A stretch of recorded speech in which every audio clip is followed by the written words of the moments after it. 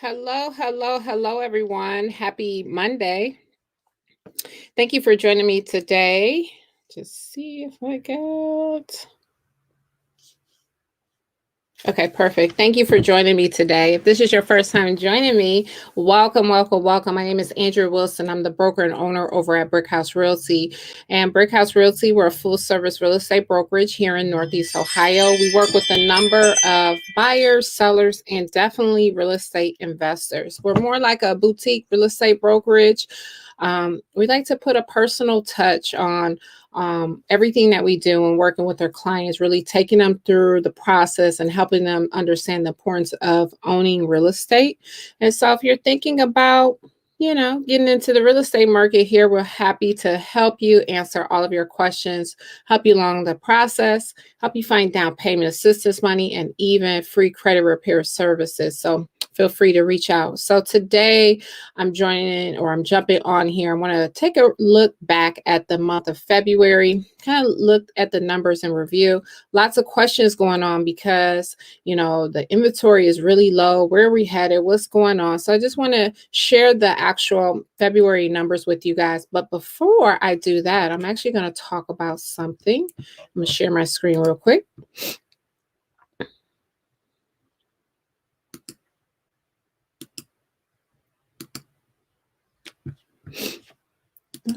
Sorry.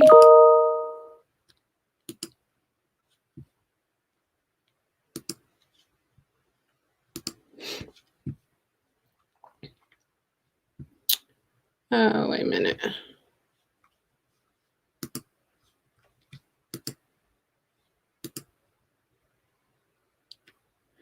All right, there we go. So one of the things I want to talk about is a rent to own a good option for you. Sometimes people are just not the credit ready to be able to, or mortgage ready to be able to go the traditional method of owning a home. So there is still an option of doing a rent to own program. Now, this is something that I leave on the very, very bottom or at the end of the list overall as an option for a couple of reasons. So, usually when you're looking for a rent to own option, oftentimes you have to have a larger down payment money that sits kind of like an escrow until you close. Also, the other thing is you usually pay a premium for the house itself. So, if I'm just working with my clients, I do not recommend this as like a first option, but I do understand and realize that it may be a good option for some people out there. So I definitely wanted to talk about it today. So basically, what a rent to own is, there's a couple different ways that a owner can structure it. So you definitely want to understand what you're getting into, the terms and the requirements on your end.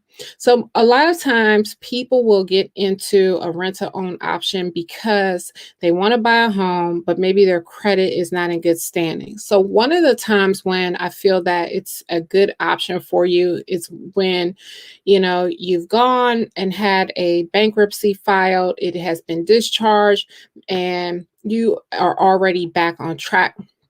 Typically, for most loans, for a mortgage, the lender is going to require a 2-year period before you can get another home, right? Um, or the other time we would look at this is if you had a foreclosure on your record. It's usually about 3 years from a foreclosure, and you're back on track. Things are going good. Your job is and everything is working out. So a rent to own may be good for you in that option. So what happens is sometimes the owner will structure it that you have to put as much as 10% down when you first go into your rent to own programming. And so they may say 10% down, and then you make a monthly payment as if you're making rent. But with the rent to own option, that property, it's with the expectation that at the end of that term, you're going to be buying that property, and technically almost as if the property is yours. The deed is just in someone's name at this time. So with that being said, you're going to be responsible for not only, the yard maintenance and landscaping, and the water and sewer bills like you would be in a regular rental, but you're going to also be responsible for all the maintenance and upkeep on the potential property. So you want to know what you're getting into when you're doing all of this. So you can put the 10% down, and then you can just make your regular rental payment, we'll say. So that monthly payment that you're making doesn't go towards anything. You don't see that money back. You just have that down payment. Maybe if that's 10% that you negotiated, that's upfront. And then what happens with that 10% is that at the end of the term of that rent to own, it then gets applied to your down payment. So you already have your down payment position. So now we're just waiting for you to be able to get mortgage ready. The other way that it's oftentimes structured where you're able to put maybe a little bit lower down, so less than that 10% down in the beginning, and then your monthly rent payments, a portion of it, $100, $200, is actually going towards, it's going into escrow. So it's building up a cash reserve for you so that when you get to the end of the term and it's time to close, you have money in savings already prepared and set out for you. So those are the two most common ways that we've seen this done. Traditionally, when we look at it at the rent to own programs, we see most of these deals start to fall through rather than potential buyers taking that option to go ahead and buy the house at the end of the term.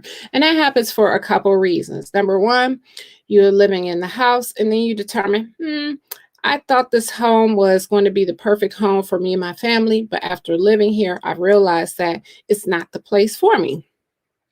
Something else that could come up, whereas you have to move for work. It's a number of reasons, or it's too much maintenance on the property. You don't want to deal with it. The downfall to having that rent to own is going to be that money that you put down in the beginning, that deposit that you gave, the owner is going to be able to keep that money. So you can lose out. So if you put 10% down, so if we're talking about the house, at the end of the term, you agreed to pay $100,000 for that house. 10% down would end up being $10,000. So you can lose out on a huge chunk of money because of that. So this is one of the reasons why I don't necessarily suggest that people do a rent to own project for this reason. Okay. If you are going to do this, you want to make sure that you're looking at houses that need minimal amount of repairs on it, so that you're moving into something that is not going to be a money pit. And you also want to review that contract to see, can you buy out or purchase the property before the end of that contract. So if you had signed for a 2-year period, can you purchase the property, when a year is up instead of waiting that full 2-year period?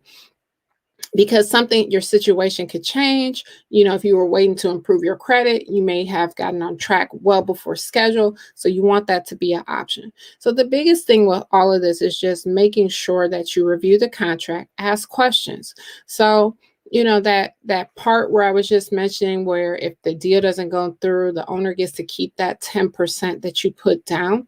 Well, like any contract, you can negotiate anything. So you may want to talk to that owner to see if you can negotiate where, if you decide not to move forward, they get something for it, but not all or the entire 10% or that down payment that you put down.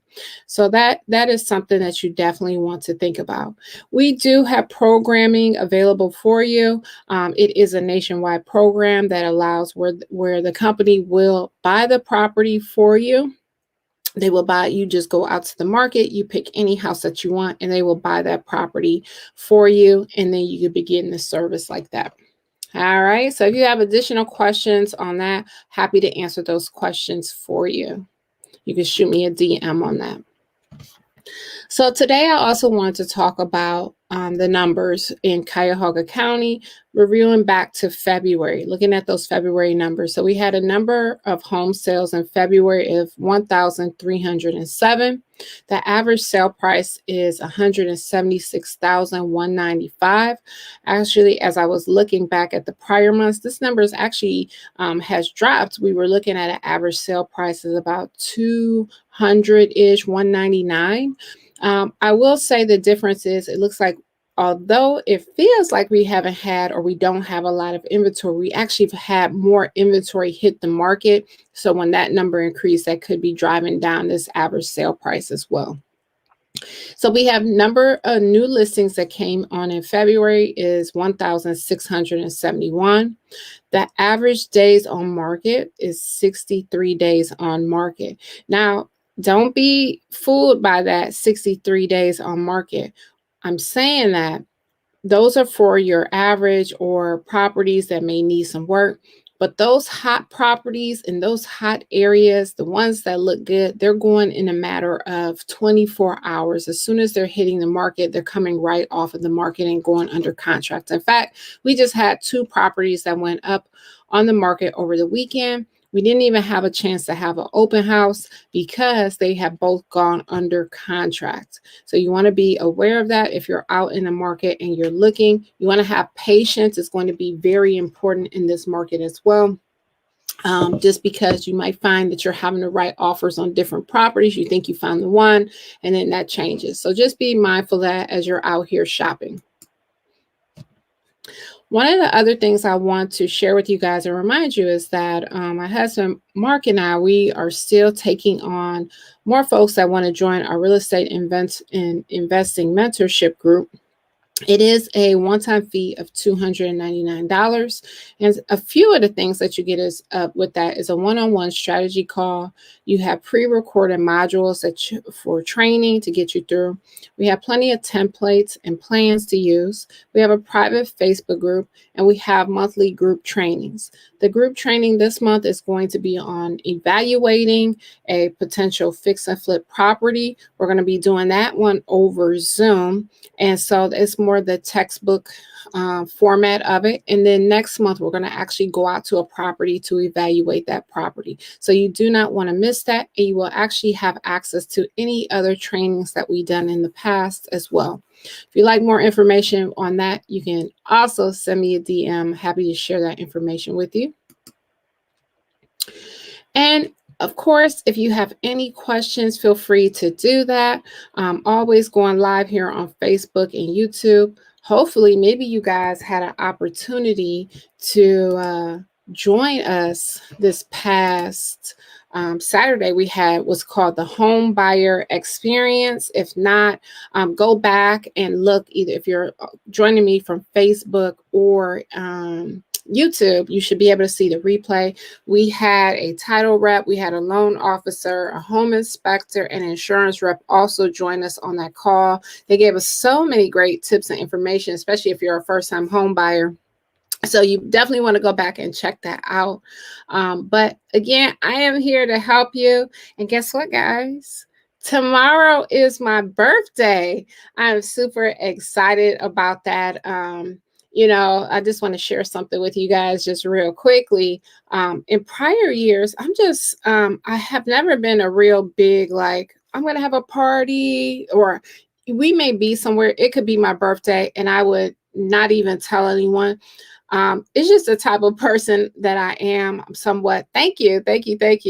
I'm somewhat a little, just a humble person. So I like giving attention to other people rather than attention to be on me.